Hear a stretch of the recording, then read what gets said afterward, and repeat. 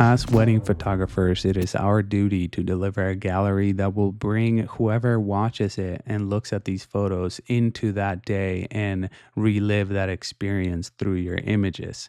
So, one of the things I always tell people, no matter what moment of the day you're capturing before you begin, you should always start with an establishing shot, that being a wide shot that establishes the scene for which the events are going to take place in.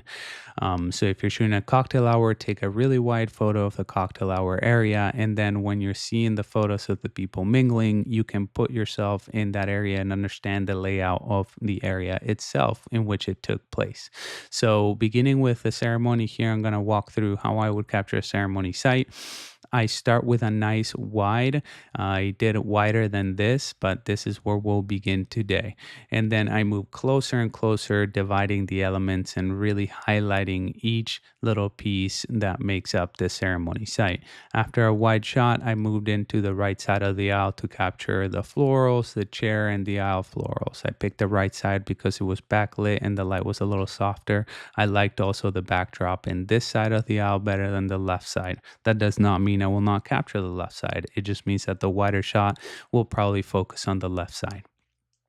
Then I move a little closer just to highlight the base itself with the florals and some of the chairs in the foreground to really make these flowers pop. Then straight down the aisle again to highlight more of the arch, giving it a little depth by capturing it at the top of the aisle and having those aisle florals really direct your eye towards the arch itself and the gorgeous palm tree behind it. Moving even closer to isolate the arch now, less distraction of chairs and florals, just the arch highlighting. Trying different angles is something that I always encourage. Don't just limit yourself to the perspective of you standing straight up. Get down to the ground, put your camera on the ground, lift it up, move about, and just explore. That's where I see some of the more creative shots coming in. In my perspective, it's just moving about and not settling for just when I'm standing, getting into uncomfortable positions. And now mirrorless cameras with a flip out screen make it really easy for you to move it about without having to get in those super awkward squat positions. Here, highlighting the left side of the aisle for strictly the flowers themselves only. I wanted to get that harsh, more direct sunlight to add a lot of contrast to these greens and gorgeous white flowers.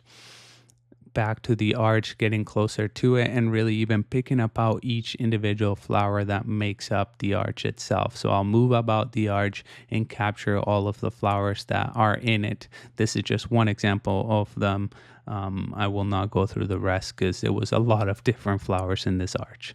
And lastly, moving on to the chairs. So seeing that there's elements on the chairs themselves that need to be captured, just like the lays and the name tags, the way that the chairs were lined by flowers was gorgeous. And then moving even closer to the lays and the name tags to really display those details that went into this wedding that made it so special and unique. Don't forget to explore every element of every setting that you photograph on the wedding day. It'll help you bring your couples and everybody that sees the gallery back into that memory and reliving those gorgeous, fun moments.